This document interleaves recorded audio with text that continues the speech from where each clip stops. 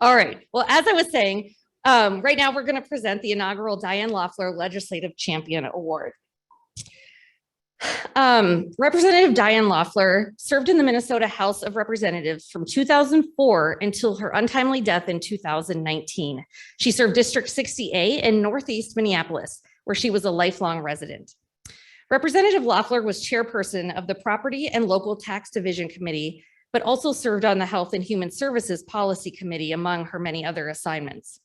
By all accounts, she was a fierce advocate for Minnesota's most disadvantaged populations, and she believed in the power of government to open doors of opportunity and improve the lives of all Minnesota residents. While serving in the House, she authored legislation related to healthcare, children, the elderly, property tax relief, and many, many local issues. She served as a mentor to new leaders at the neighborhood, city, regional, and state levels, passing on her enthusiasm for public service. She was a lifelong learner and was considered to be a wealth of knowledge, which she willingly shared with her fellow legislators. She was also kind and generous, bringing fresh flowers from her garden each spring to share with her colleagues in the House. It is partly because of her day job as a healthcare policy analyst for Hennepin County that she understood the intersection of health equity, literacy, and public policy, and was an early and ardent supporter of Reach Out and Read Minnesota, along with her husband, Michael Venowitz, who continues to support Reach Out and Read and serve his community. So we've been working on this award with him since 2019, and today we're going to present the inaugural Diane Loeffler Legislative Champion Award to one of our great champions.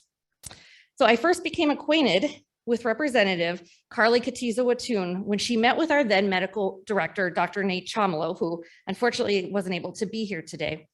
So I'd say most of our supporters can take a while to become real champions of our program, but Representative Kotyza-Wittihuhn was just absolutely in from the start. She's serving her second term as the representative for District 48A, serving the Eden Prairie community. She's the vice chair of the Commerce, Finance, and Policy Committee, but she was really instrumental in her work with us on the Early Childhood Finance and Policy Committee, which she also sits on. Both last session and this one, she immediately agreed to lead author a bill supporting Reach Out and Read Minnesota in the House, and she encouraged others to join as authors. Representative Kotyza-Wittihuhn worked across the aisle in both the House and Senate to ensure we had support and made sure we had a hearing of our bill in the House in each session, an important step which led to an even greater level of recognition and support from different legislators. She truly gets and understands the need for investment in our youngest learners, partly because she has 4 children of her own, one of which you can see the head of in this picture, as she often has them on with her during these virtual hearings. She obviously has been an advocate for mothers and parents of young children to get involved in public service, which I think Representative Loeffler would have really appreciated. And somehow she still manages to engage with us all the time on social media. Representative Kotyza-Wittihuhn, are you here? Yes, will you come up and accept your award?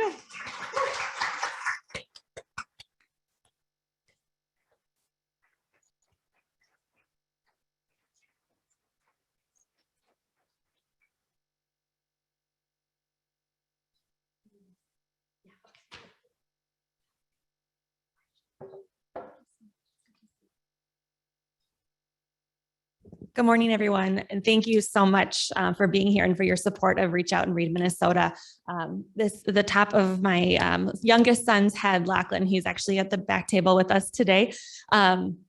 This is such an honor. Diane was a champion for children and families, not only in her district, but all across the state. And I was lucky enough to serve with her for one session before she passed away. And so three of my children are adopted, and our adoption was actually finalized toward the end of my first session. And Diane organized a little baby shower, although my kids were toddlers, but a little baby shower. She was so sweet and kind and welcoming. And it was truly an honor to serve alongside her. And so to be able to continue her legacy of supporting Reach Out and Read Minnesota is really an amazing part of this part of my journey. And I actually was familiar with Reach Out and Read. One of the reasons that I was so excited to participate in champion funding from the state for this program, because my children were 2, 3, and 4 at the time that we welcomed them into our family. And so during their first well child visits, we go to a clinic that participates in Reach Out and Read. So one of the books that you have on your tables today, My Day book, I actually have in Lachlan's stroller with us. And it just hangs out in the stroller in case I ever need to pull out something for him. So one of the many books that we have in our collection because of Reach Out and Read. And I think it makes such an impact, particularly for families who maybe don't have the benefit of access to English as a first language, or being able to build their home library with money of their own. So it's something that we know we are meeting families where they are.